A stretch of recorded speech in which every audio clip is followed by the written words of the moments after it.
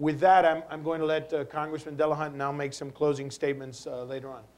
Congressman? Yeah, thank you, Joe, and it's good to be here with this distinguished panel. And I am particularly honored to be telephonically with one of my heroes, Miriam and her husband, Oscar.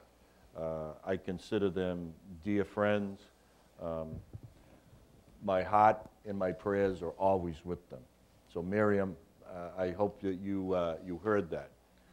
And please know that we think of you often. I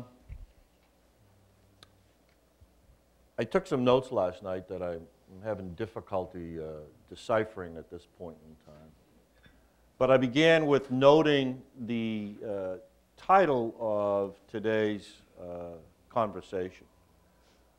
After Fidel, a new day for America's relations with Cuba and Latin America. Well, the day has come. It is after Fidel. For all intents and purposes, the transition has occurred. I think for some it's almost been unnoticed. I think we anticipated something far more dramatic. A migration, if you will, to the United States in terms of massive numbers, democracy breaking out in Havana, parties in the Orange Bowl in Miami. None of that is happening. Clearly, there will not be a rapid transition to democracy in Cuba. When I was asked upon my return from the visit to Havana, what was surprising, my response was, what was surprising that nothing was surprising there. It was as if nothing had occurred.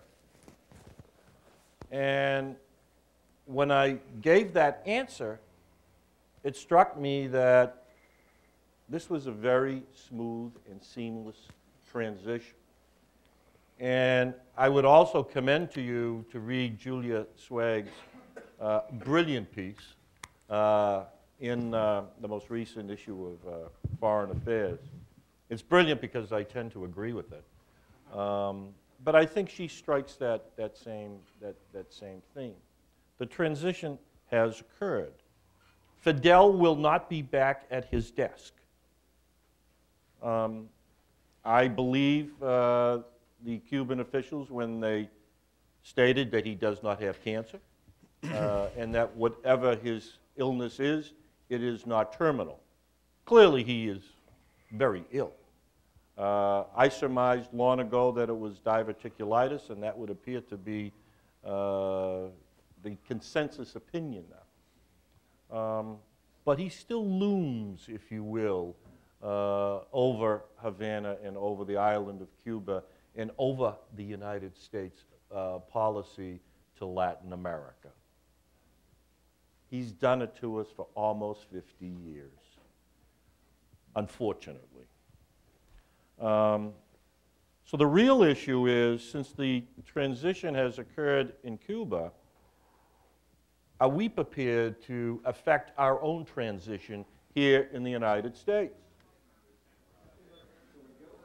Well, if we're really genuinely interested in fostering democracy, I think we should. Because, as even Joe has acknowledged, we haven't had a lot of success in the past 47 years. My own belief is that that transition is inevitable. Clearly, this administration has staked out an intractable position. I don't see change occurring, but this administration has also managed to achieve lame duck status rather early. Their influence is on the wane. They are preoccupied with Iraq, appropriately so, although I happen to disagree with their approach.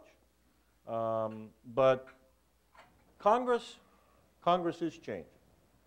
And what we have seen over the past several terms of Congress is a majority favoring change, particularly in the area of travel. Now with a Democratic majority, if amendments should pass, I can assure you that democracy will, or the democratic process, will be respected within Congress, and it will not be stripped out at the very end, in the middle of the night, but that those amendments, if we should secure their passage, will remain intact. I know my leadership, and I'm sure Janice O'Connell could report the same in terms of what would happen in the Senate. So, are we prepared? That's the question. I think we are. The conditions are there. We have a year and a half ahead of us of legislating, if you will. But how do we accomplish that?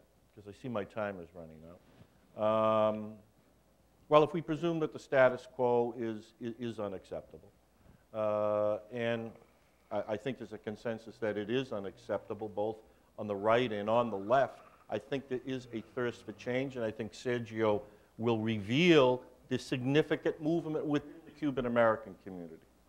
I believe in a total removal of the travel ban. At the same time, I respect the Cuban-American community. I know the passion that is implicated for those people who are most intimate with the issue of that bilateral relationship between Cuba and the United States. So, I would accept incrementalism, if you will. And I know some of my dear friends would reject that, but we can debate that. I know that Julia will. But I have filed legislation with Congressman Ray LaHood that we've entitled the Cuban-American Family, hold on. Right. Don't laugh. Family Rights Restoration Act. Thank you, Joe. Okay. I think at its core, it's a humanitarian gesture. I think what we have done, or what this administration has done in terms of restricting the right of Cuban-American families to visit their loved ones back in Cuba is truly cruel. When the author of the restrictions, a former assistant secretary, said to me, when I asked him, well, what happens if you have parents who die within a 3-year period? And there was a shrug of the shoulders and said, well, you have to make a choice. That's cruel. And it's not what we're about as a people. It's not what we are about as a country. So it's humanitarian. At the same time, I think it's something that ought to be embraced by the Cuban-American community. And with the assistance of people like Joe Garcia and others, some of you are here in this room today, I think we can gather the support in Congress, within the community, to pass this legislation and force the administration to pause and reflect whether they want to veto this. And I dare say, if this passes, history may very well look back and say, this was a watershed moment in terms of the bilateral relationship between the United States and Cuba, and hopefully we would see a new course that would benefit both the American people and the Cuban people. Thank you, Joe. Thank you, Congressman.